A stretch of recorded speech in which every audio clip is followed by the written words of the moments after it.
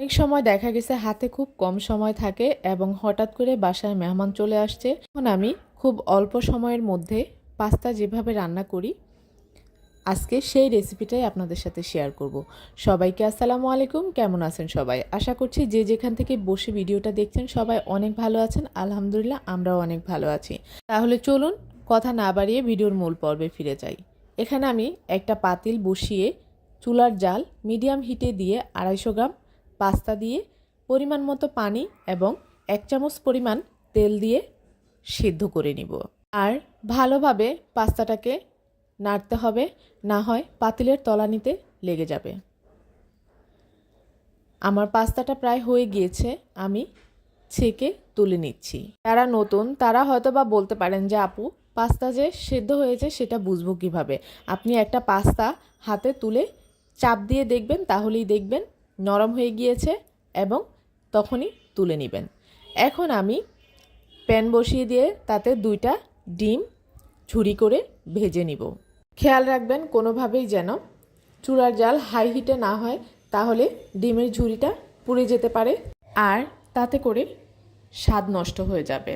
ডিম ঝুরি করা হয়ে গিয়েছে, এখন আমি এটাকে তুলে একটা সাইডে রেখে দিব।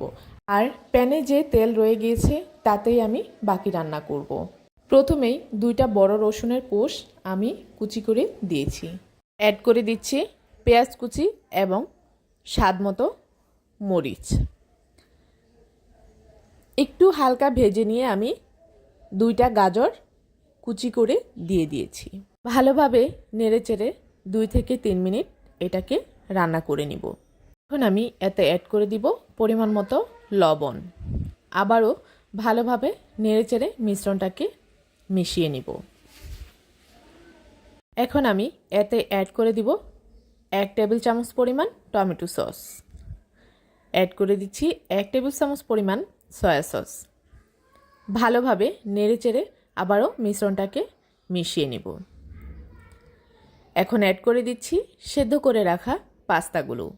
শীতের সিজনে সবজির দাম একটু কম থাকার কারণে সব সময় সবজি দিয়ে পাস্তা রান্না করার একটা সুযোগ থাকে।